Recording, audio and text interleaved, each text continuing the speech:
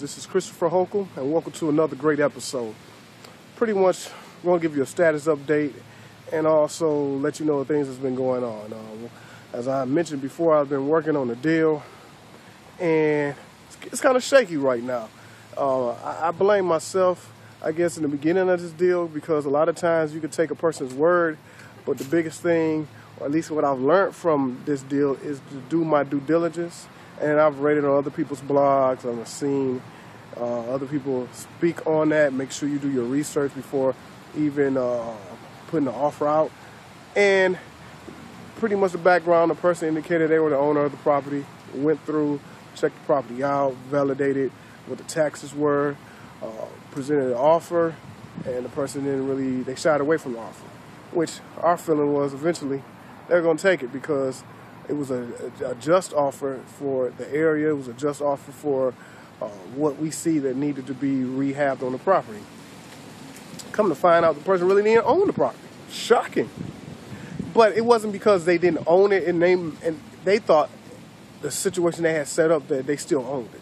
And the reason why they, I guess, had some debt issues in the past, and so what eventually happened, the property was short sale to someone else who signed them to a land contract.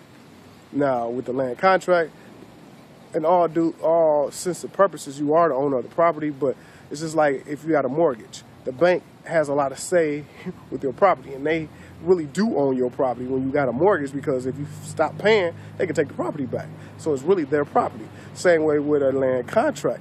However, usually most people, depends on how you set the land contract up, either you're going to keep the property and you know that person eventually may not pay, or however it's going to work out, or they eventually buy the property off of you.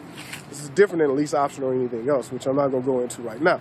But I did not know that. And once we presented the offer and that person accepted, lo and behold, they indicate that they have someone else that I need to check with because they owe them a debt. Well, talk to that person, and he said he owns the property. He bought it as a land contract. So now we're dealing with this person as an investor, and I probably need to fill him out. I am going to have a talk to him. He said he hasn't even looked at the property in 2 years. My thing is, if you set the land contract up as, let's say, the next 48, the person owe you this much money, and this person now finds a way to pay you because they're in a position where they can't really do anything else, but selling the house is the best option for them, then it's a win-win-win situation, as I said. You get the money that you invested in the land contract, unless you wanted to keep the house. And then that's a whole different ballgame. So my thing is, if I ran the property taxes down instead of taking the person's word, I would have saw that more than likely, if all the paperwork was done correctly, she wasn't the owner, or the person who owned the property, she wasn't the owner of the property.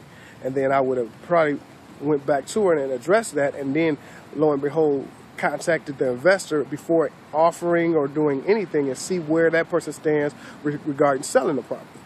Lo and behold, that's where we're at now, but I could have nipped it in the bud, cut a lot of time out, going back and forth, and then found out exactly where I stood. And then if I made an offer, I would have made an offer, and then both of them would have known, and then they both could have addressed it and got back to me. But now I'm like going from one person to the next person, so it's not a puzzle, it's just a runaround.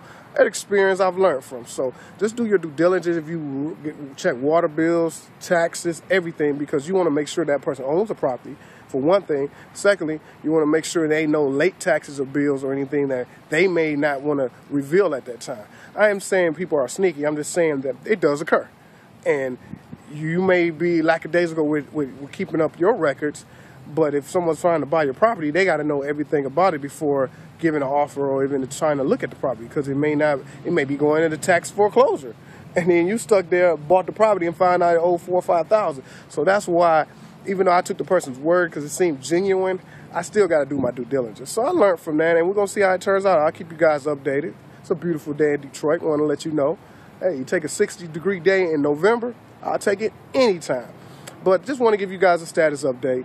Still out here marketing. I expanded my area also. I'll talk about that later on the next episode, but wanted to give you guys an update of what was going on, how my week was going, and I'll keep in touch, definitely. Catch you on the next episode. As always, feedback is always welcome. Y'all have a good day.